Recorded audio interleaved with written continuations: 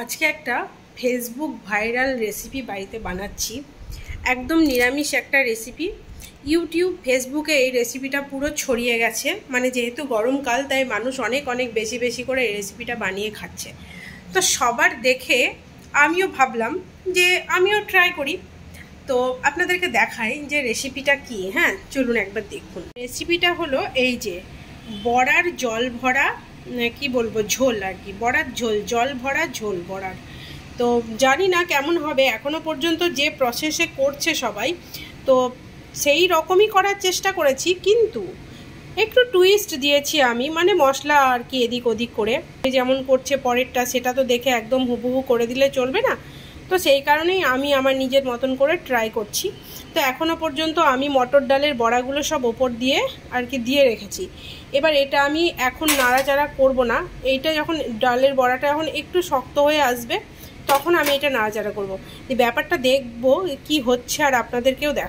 গরমকালে নাকি এটা বিরাট সুস্বাদু একখানা রান্না, খেতে নাকি খুব টেস্টি।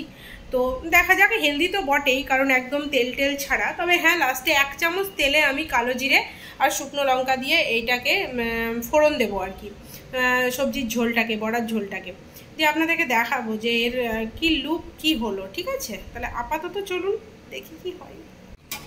না না, দেখুন ব্যাপারটা মানে বেশ শক্ত হয়ে যাচ্ছে বড়াগুলো আস্তে আস্তে। এই যে আপনারা বুঝতে পারছেন হয়তো, আমি বড়াগুলো একটু একটু করে উল্টে দিচ্ছি, কারণ ওপর দিকটা তো কাঁচা থেকে যাবে না, না হলে ওই জন্য আমি বড়াগুলো আস্তে আস্তে উল্টে দিচ্ছি।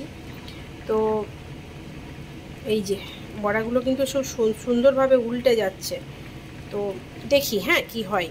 অন্য লোকেরা এটার মধ্যে কোনো ভাজা মশলা টশলা দিচ্ছে না, আমার একটু মানে ভাজা মশলা, আমার যেটা গরম মশলা বাড়িতে করা থাকে সেই ভাজা মশলাটা আমি কিন্তু অল্প করে দেব।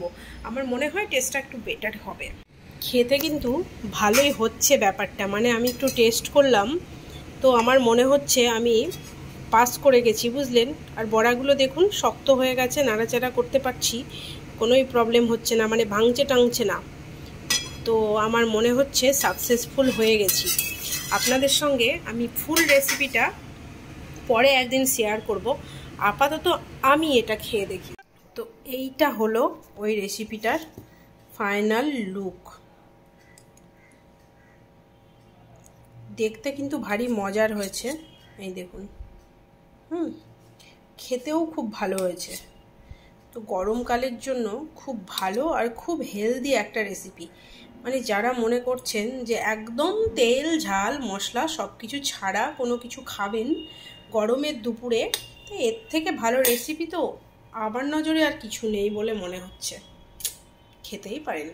আমার একটা দাদু ছিলেন, তো উনি বলতেন যে রান্নাতে যদি ফোড়ন না দিলাম তাহলে সেই তরকারির টেস্ট আসে কিভাবে। তো ব্যাপারটা তো সত্যি, মানে এখন তো আমরা আগে ফোড়ন দিয়ে তারপর রান্না করি, মানে তারপর বাকি রান্নাটা শেষ করি, কিন্তু আগে কি অনেকেই করতো দেখতাম যে পুরো রান্নাটা শেষ করে শেষে যেটা তেল পাড়া বলে, মানে একটা ফোড়ন দিয়ে সেটাকে তেল পাড়া বলে, সেটা করতো। ওতে কিন্তু টেস্ট অনেক বেটার লাগে নাকি শুনেছিলাম। তো সত্যি ব্যাপারটা তো একই, মানে সত্যিই টেস্ট কিন্তু বেড়ে গেল ওই ফোড়ন দেওয়ার জন্য। বাপরে বাপ, সত্যি মজার রান্না।